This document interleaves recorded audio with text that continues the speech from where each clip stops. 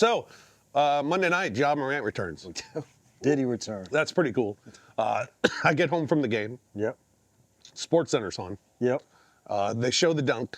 They show you and Pete, your reactions, which is great. And they have the call.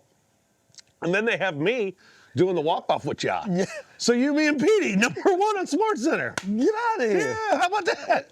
That's a shame. I didn't even turn it on. I know what I am with this whole sports thing. It's like you do it for so long, you've been around it so long. It's like when you get away, sometimes I feel get away. Like you watch the game. I watched the Tigers game. Shout out to the Tigers for their big win. Then we had our game, and then it was like you get home. It's like, all right, let's watch Lincoln Lawyer. Well, see, I went over to Ghost. Right. I went over to Ghost River with some people, and we were watching, and all of a sudden it came on, and all of a sudden I heard my voice, and I looked up, and everybody's like, "Hey, it's you!" It's like, yeah, how about that? You're a star. Yeah, which is weird because I just did it like 2 hours earlier on television. It's not like it was a different deal. But it was awesome. Ja's back. That was spectacular. Welcome back, Ja Morant, and welcome to the Night Court. That's the name of the show. Almost forgot. I'm Rob Fisher. He's Brevin Knight. We're on Twitter at The Fish Nation, at Brevin Knight 22. The show's at Night Court 22. And you can watch the podcast as well. If you're listening to the podcast, you can watch at the Bluff City Media YouTube channel. It's very simple to do. So you can watch the podcast as well as listen. All right, we got a lot to get into. Let's get into it. All right, Grizzlies games. I went back to one word. That's right, back to one. Back to one word, yeah. Played Philadelphia. Bango! How about that? That was a nice one. Just knocked down threes all night. It's almost becoming a norm now. Yeah. The next night, bango! No, I didn't do that. But you could. At Chicago, Scotty. Wow. That was cool. How good was he? Double-double.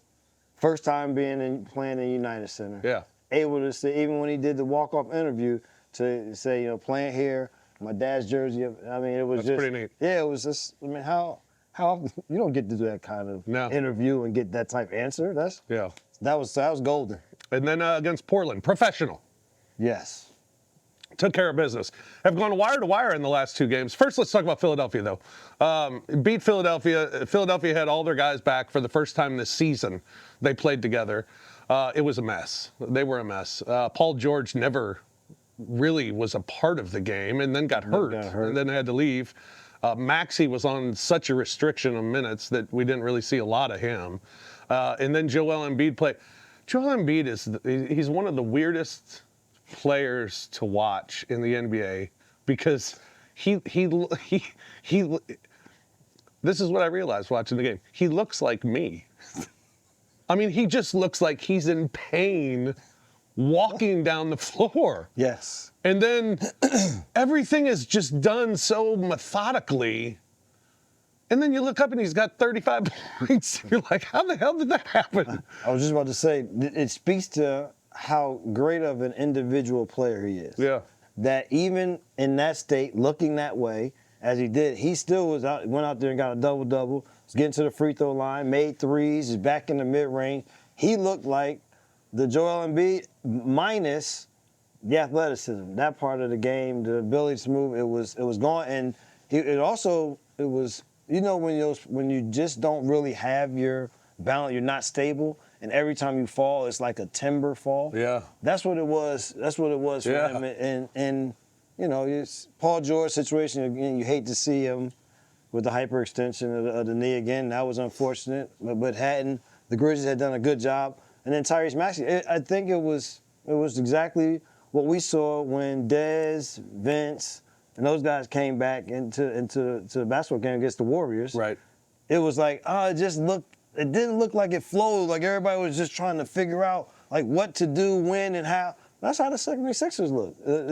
The problem was just that they were playing against a Grizzlies team that wasn't going to let in or give them a chance. Yeah, and they're digging themselves a huge hole. I mean, well, it's a hole that they can't get out of. I think it's unfortunate. You thought maybe through the players that you have Maxey, that you have Paul George, and you have a in shape, in rhythm playing Joel Embiid, you put the others around, you feel like you will have a chance. Right. The problem is they haven't had that at all at any point. Not any one of those three things. Yeah.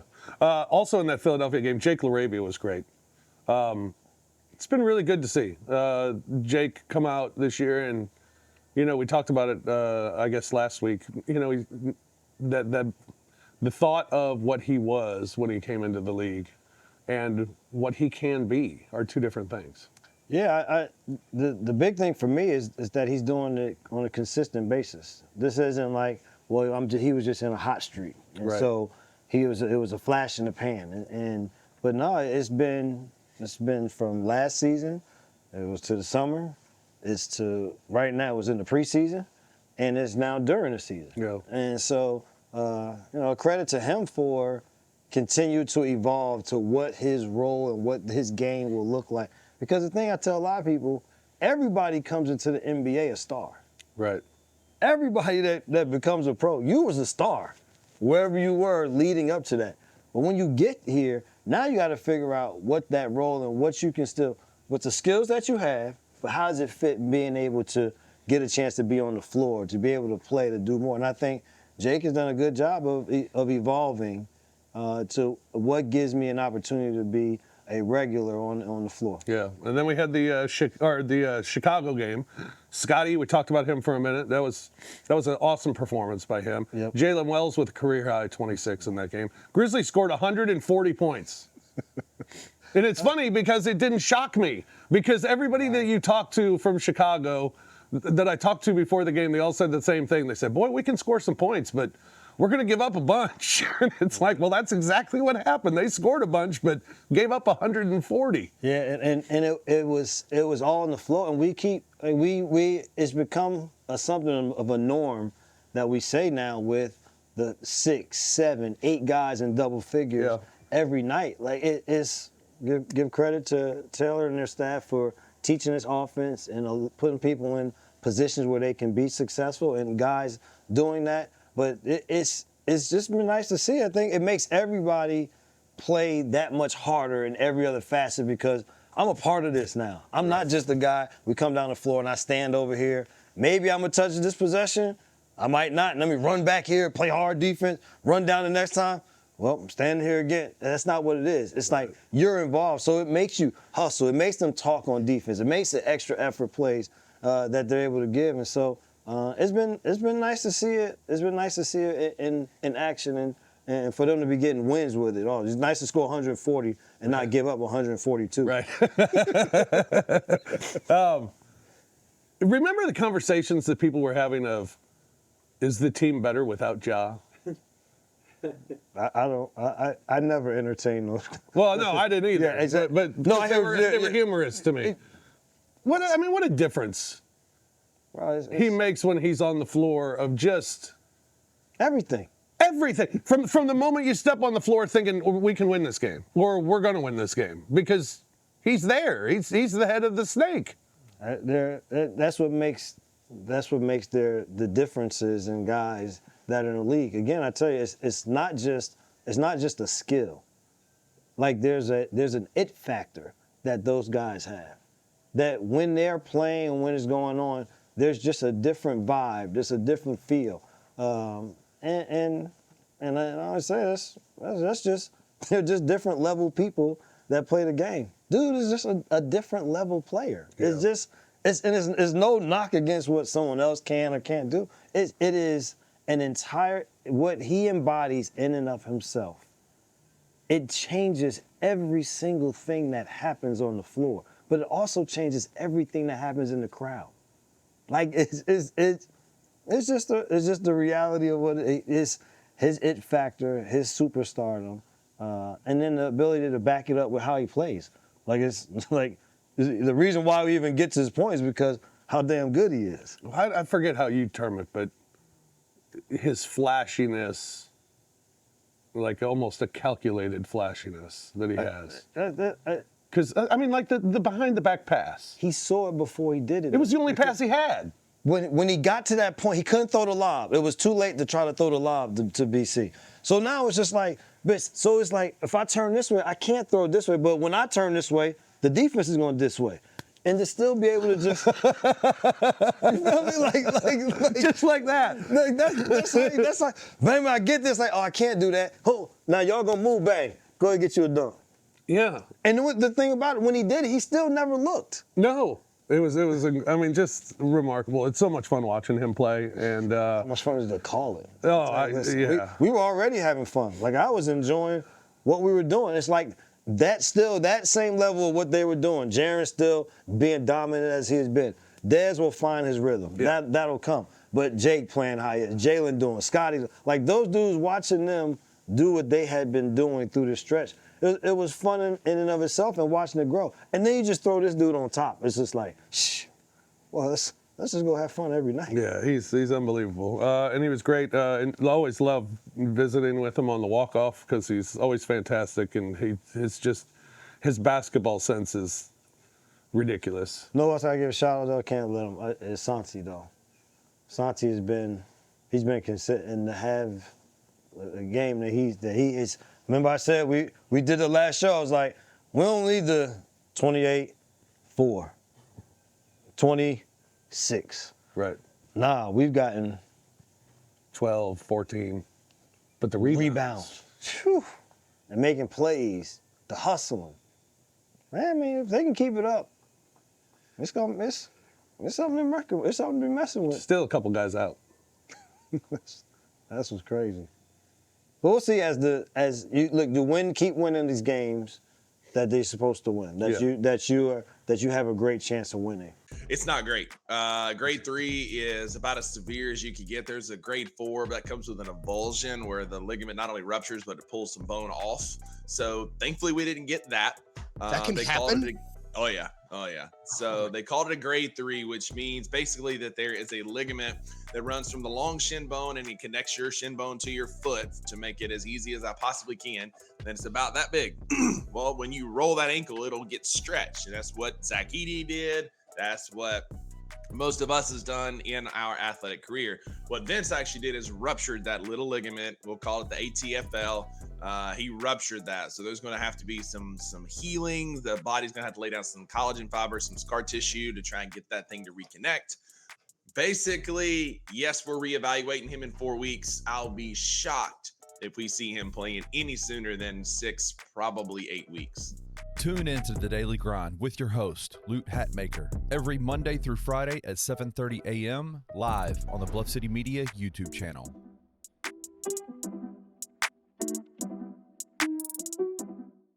UConn played a fine game.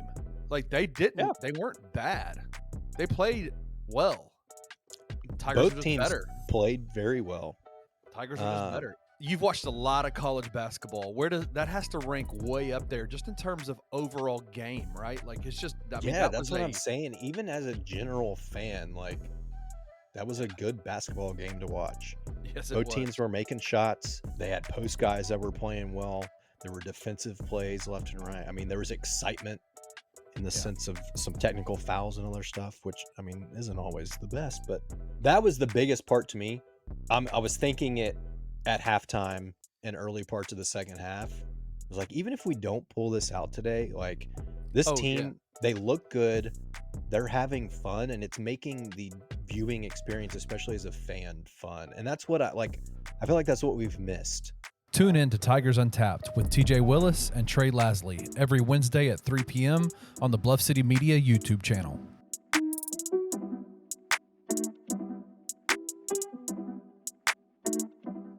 All right, what did we do on the road?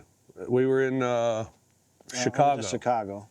Then we came here. That was Scottie Pippen's game, Jalen Wells' game. Yeah. And then we came home. Did you do anything fun? I mean, we didn't really have a lot of time. Any good food? The food was phenomenal. I went to that Palm Oh yeah. right by the hotel. All right.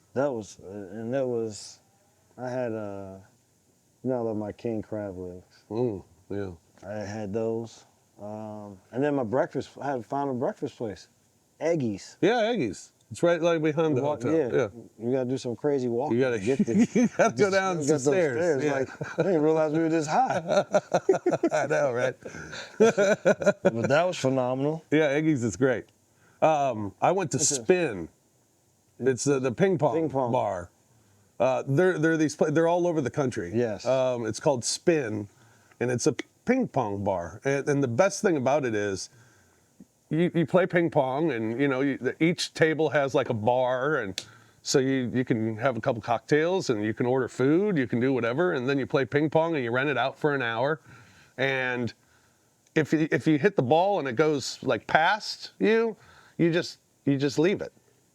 If you hit the net and it goes off the table, you just leave it. They got dudes who walk around picking up all the balls and put them in buckets, and there are buckets next to where you serve, and you never have to leave your space. It's amazing. Are you good? Am I good?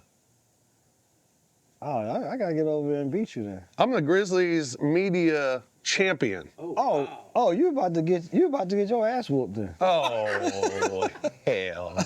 Oh, Bring it. This is all I did when I was younger. Me too. This is like a family thing. Me and my dad, and my brother get together. You don't hold it all weird, do you? Don't worry. I don't hold it all weird. All right. I just know what I do. I keep it in play. You know my specialty shot? What is it? I have a two-hand backhand I love where it. I put my hand on the back of the paddle and I can't wait to just bang that right over there. You're not gonna be quick enough. You're not gonna be quick enough to get All right, back. well, you're to coming next time, next spin that we go to. Yes, Yeah. we will give you a report on what happened at Spin. Yeah, I'm the champion currently, so come get it, Brevin. Come get it. Yeah. All right, up next for the Grizzlies, we got Detroit. Their record's better than what I think they are. JB always figures out a way to get the most out of guys. Yeah.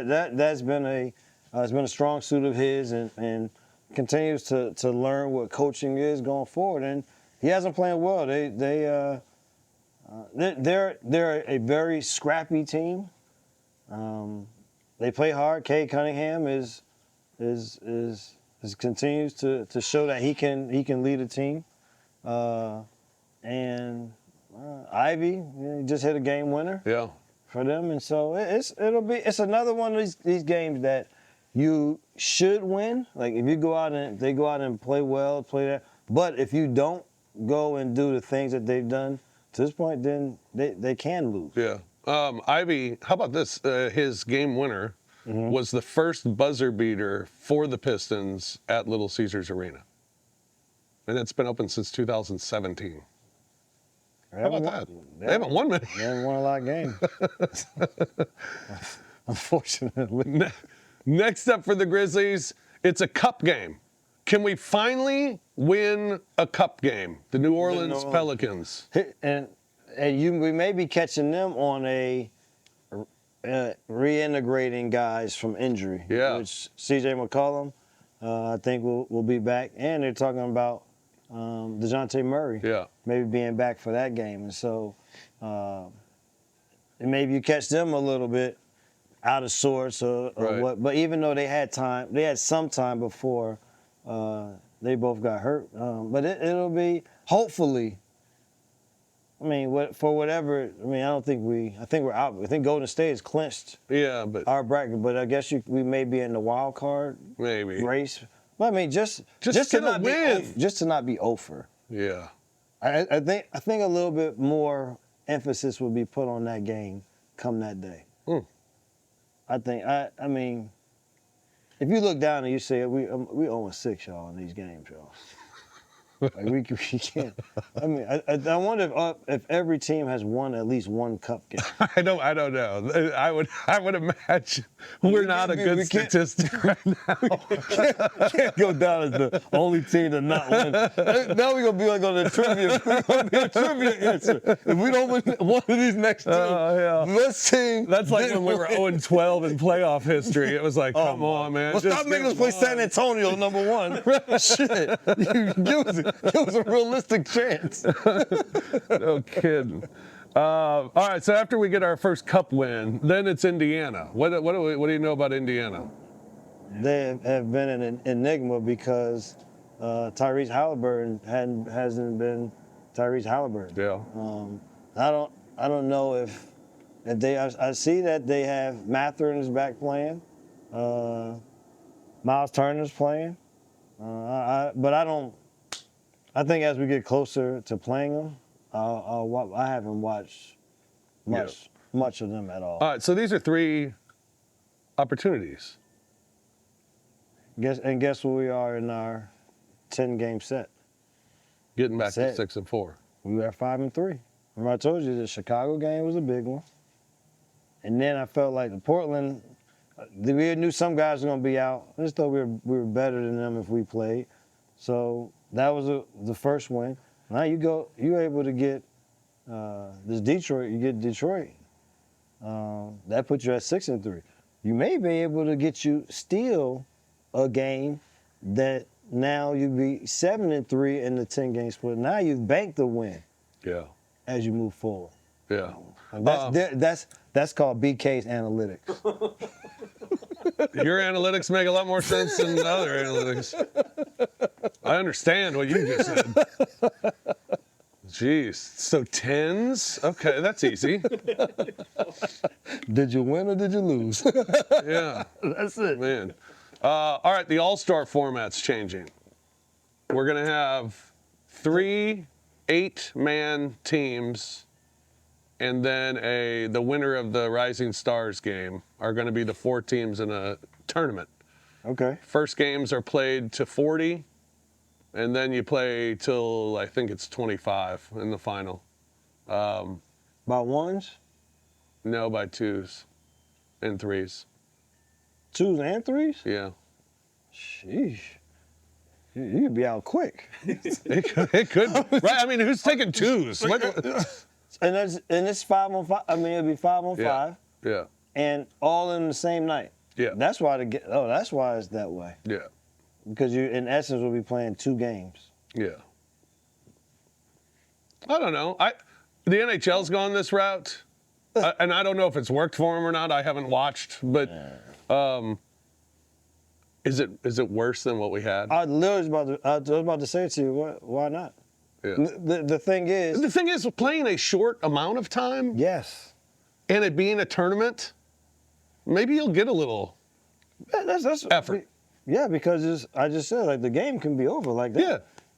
Yeah. Just like that. What movie is that? Boomerang? Just like that.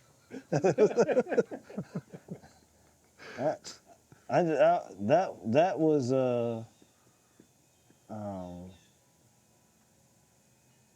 no, I think it'll be cool. Yeah, I think it'll be something. I mean, it's different. Listen, everything we talked about when they talked about doing an in-season tournament, we were all like, "What? That's stupid."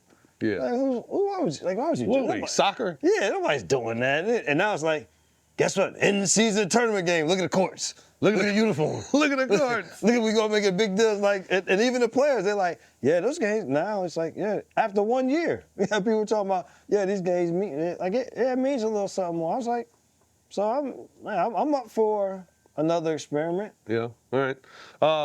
What about this experiment? There's talk again about eliminating conferences, and 1 through 16 would make the playoffs. And by eliminating conferences, you wouldn't have to worry about what you're going to do when Seattle and Las Vegas join the league, as far as realignment. Well, all you got to do is move one team from the West to the East. But it's a matter of what team they would move. It's not that hard. I mean, you can make anything sound how you want it to sound if you want. Sure. You want the other way to work. It's like, yeah, but if we bring them in, it's like, oh man, we got to move one team. What team are we gonna move? Come on, bro. Yeah. You made a big decision on which 2 teams are coming in. It's not that hard to move one of these damn teams over. Come on, who you fooling with that? I want to keep conferences because I think it's something to play for, number 1. Right. And number 2, I think it's also the scheduling.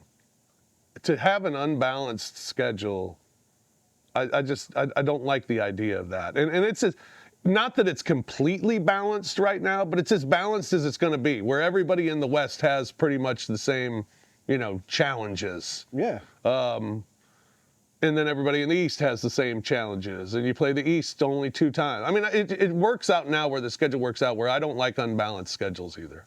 Well, I like it. I've always said I've liked the whole conference thing, and the meaning of do you win, or I know we get into the division part of it, like what's the division thing, but I still like that. At the end of the day, there's still a little bit of a distinction between what this is and what college basketball is, where you're just playing a end of the season tournament of this amount of teams. It's like, I like you win the conference, you're the best team in this. You win this conference, you're the best team on that side, and the two teams, they go at it. I'm fine with that staying as it is. Yeah. Last week you poo-pooed Wemby's 50. LaMelo Ball got 50 against the Bucks. Legit, or it's just the Bucks? Still just the Bucks.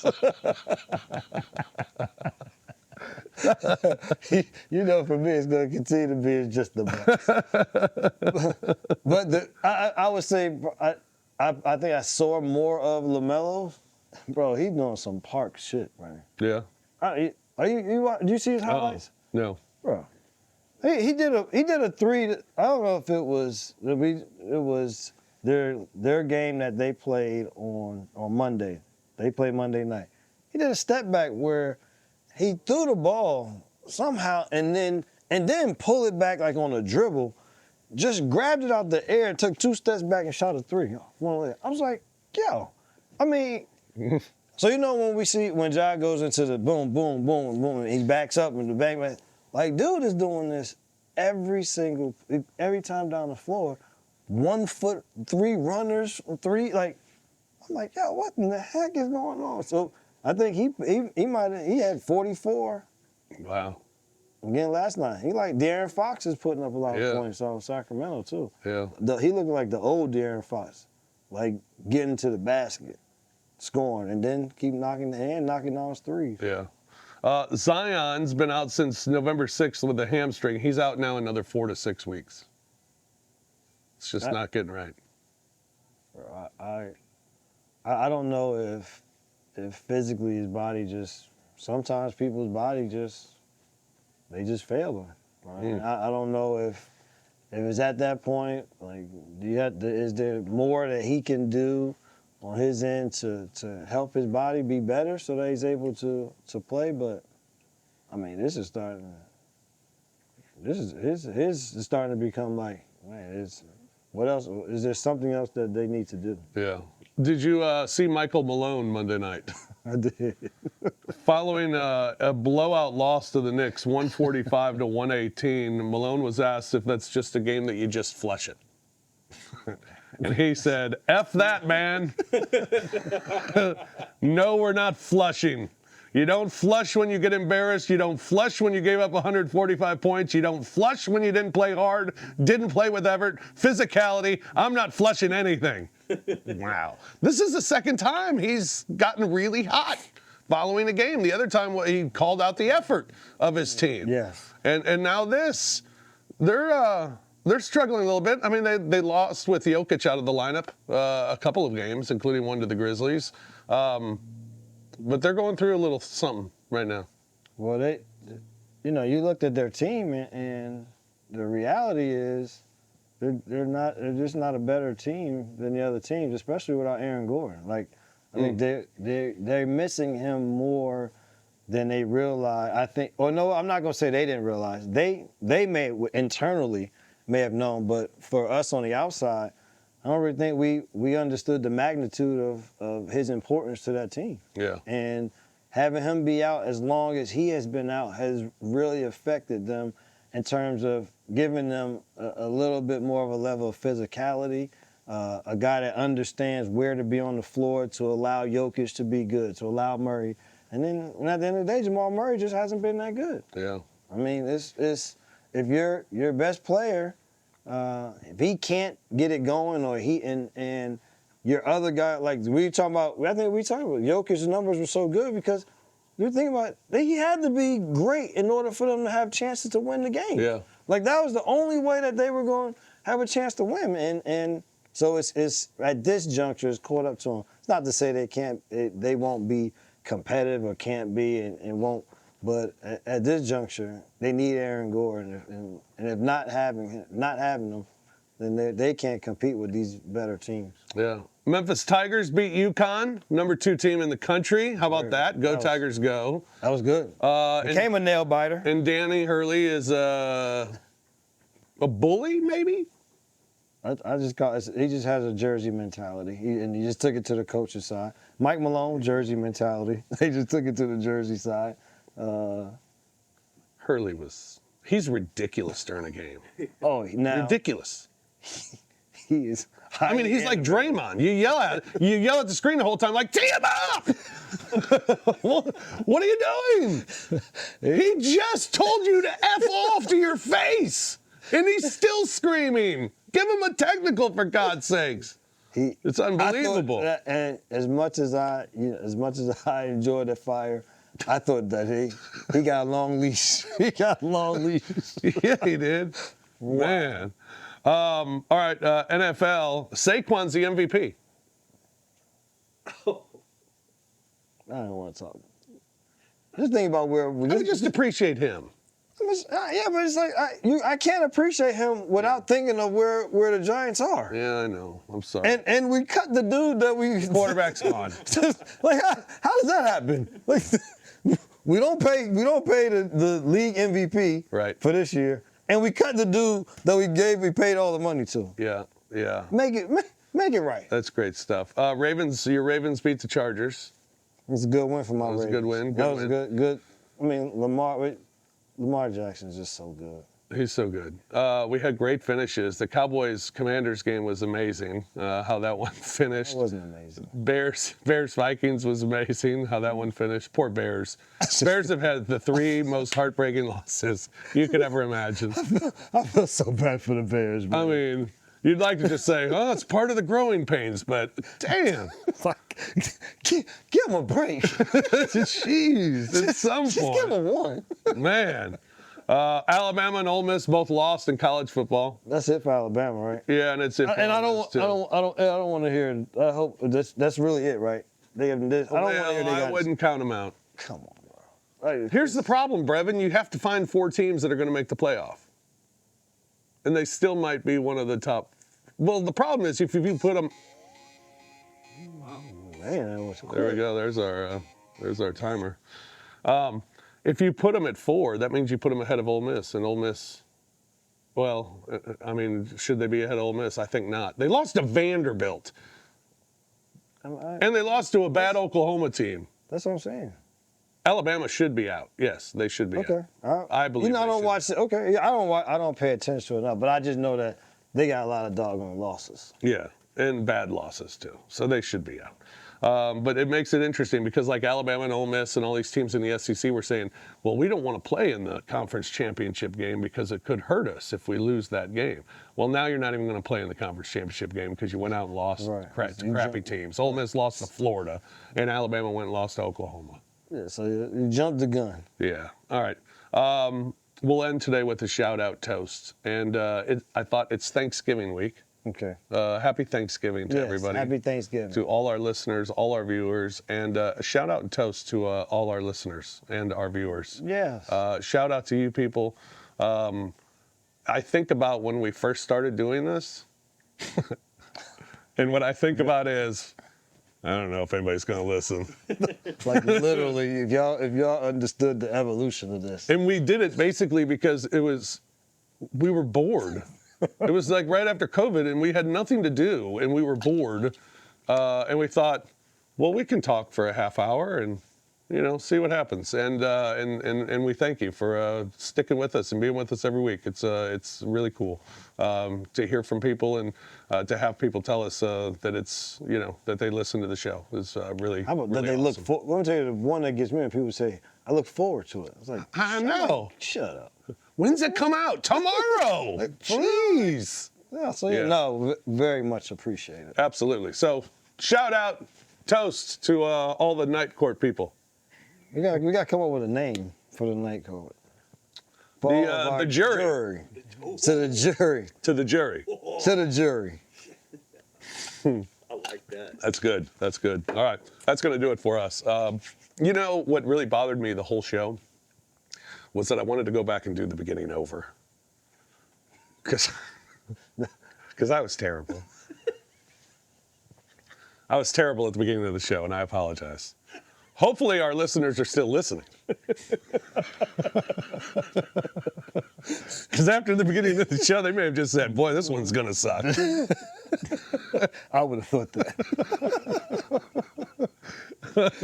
All right. Happy Thanksgiving, everybody. Thank you for listening. We'll be back again next week. For Brevin, I'm Fish. Talk to you next week here on Night Court. Peace. Thank you for listening to the Night Court Podcast. If you enjoyed Rob and Brevin, hit that like button, subscribe to the Bluff City Media YouTube channel, and enjoy the content. We will see you back here next time.